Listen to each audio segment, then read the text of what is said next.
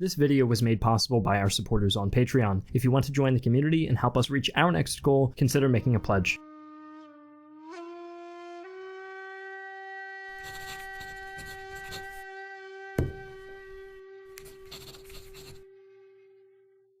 Despite the massive death toll and sheer magnitude of the confrontation, the Second Sino-Japanese War is often overlooked as a part of the Second World War.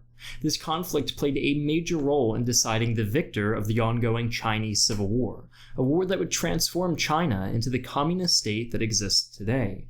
I'm Griffin Johnson, the Armchair Historian, and today we'll be exploring the causes and course of the Second Sino-Japanese War. But first, I'd like to say thanks to our sponsors over at Banknote World. I always say that everyone should have at least one hobby, whether that be indoors or outdoors. One problem with most hobbies, however, is the cost, and so what better place to start for history buffs than with collecting inexpensive currency from all around the globe. Our friends at Banknote World actually sent me some Chinese and Japanese currency from 1944 to go with the theme of this video. This Japanese currency here only costs you about $5 US, and so getting started is extremely easy. You can check out our unique link to their website and YouTube channel in the description below. Now back to the topic at hand. To understand the precarious situation that led up to the Second Sino-Japanese War, it is important to mention the events of 19th century China. The century can be characterized as one of factionalism, lawlessness, foreign intervention by Western powers, and rising nationalist sentiments, which in 1911 culminated in the overthrow of the established Qing dynasty by the Nationalist Republicans, or Kuomintang. This led to intense regionalism across China as warlords took control of small territories that they ruled in their own name. By the 1920s, the spread of communism led to the creation of the Chinese Communist Party, or CCP, which was suppressed by the Kuomintang, the leader of which was the cunning Kai-shek, who subjugated influential warlords in order to secure his rule over China. Soon after, Chiang turned his attention towards the communists, igniting the Chinese Civil War in 1927.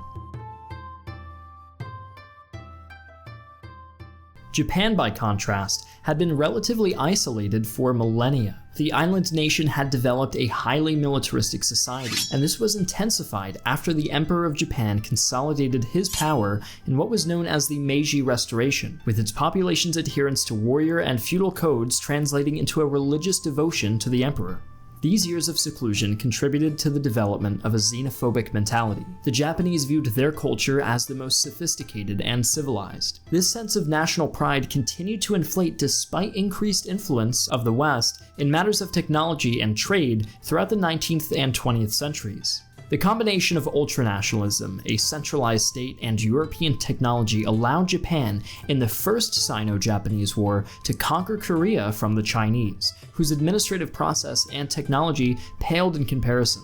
The Japanese would continue to expand throughout the Pacific and onto the East Asian mainland.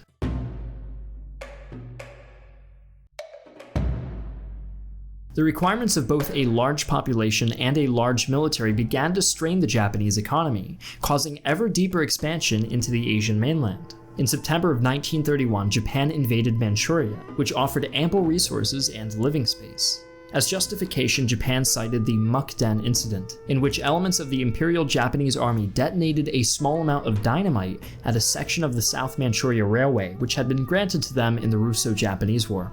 The Japanese then falsely accused China of sabotage. Despite receiving orders to keep the incident contained at a local level, the Japanese army proceeded to capture all of the cities along the South Manchuria Railway. And surprisingly, the Republic of China maintained a policy of non-resistance, although some Chinese warlords and generals tried to resist, but unsuccessfully.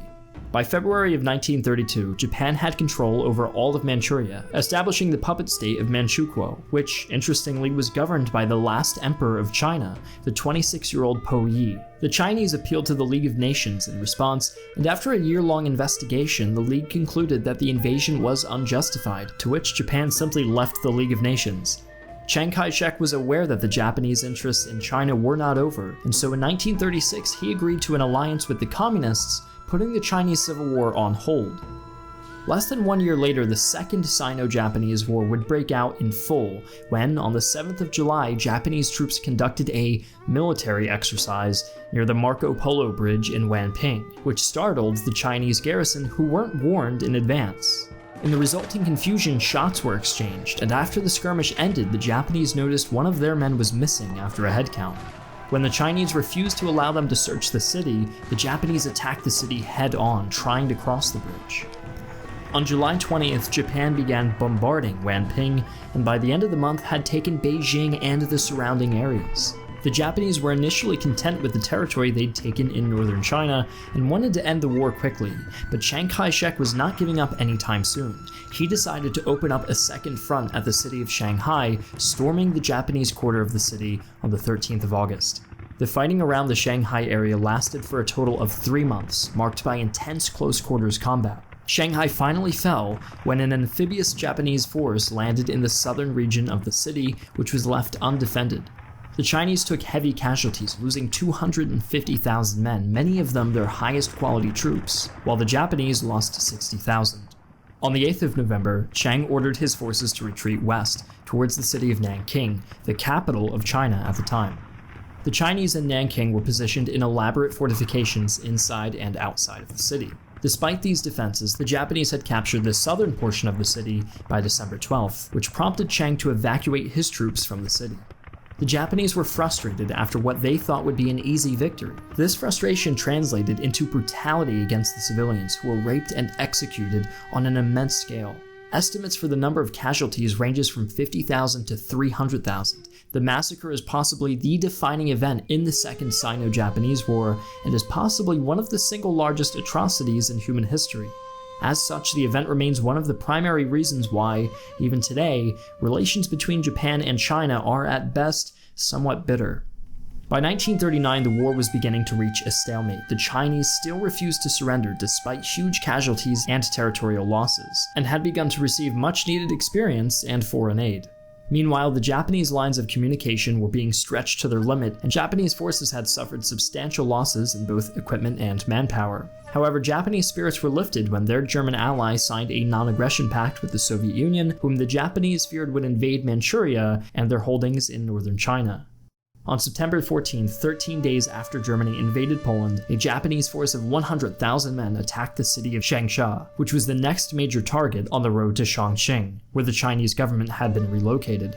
A force of 240,000 Chinese soldiers repelled them, inflicting more casualties than they had sustained. On October 6, the Japanese withdrew and allowed the Chinese to regain lost ground in the surrounding areas.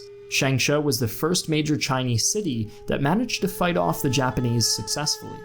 While the Kuomintang tended to partake in large, sweeping operations, their communist allies in the north had mainly opposed the Japanese through insurgency and guerrilla tactics. But under pressure from Chiang Kai-shek, the Communist Party of China began to execute large offensive actions. On the 20th of August, 1940, the CCP gathered 400,000 men of the 8th Route Army and assaulted numerous staging areas and railways, which were defended by 420 Japanese and collaborationist Chinese forces in what would be called the 100 Regiments Offensive. Although the Japanese and collaborators pushed them back, the Communists considered their campaign successful because it resulted in the destruction of about 600 miles of railroad tracks. The remainder of the Second Sino-Japanese War was marked by repeated failed attempts by the Japanese to take various strategic cities. It wasn't until near the end of the Second World War when, on the 9th of August 1945, 3 days after the atomic bomb was dropped on Hiroshima, the Soviet Union declared war on Japan and promptly destroyed the primary Japanese army in Manchuria. On the 15th of August, Japan surrendered, ending the Second Sino-Japanese War and ending the occupation of China. Within a year, the Chinese Civil War began again, but that is a story for another day. As I mentioned before, our friends over at Banknote World are sponsoring today's episode, so please click the link in the description below and check out everything they have to offer.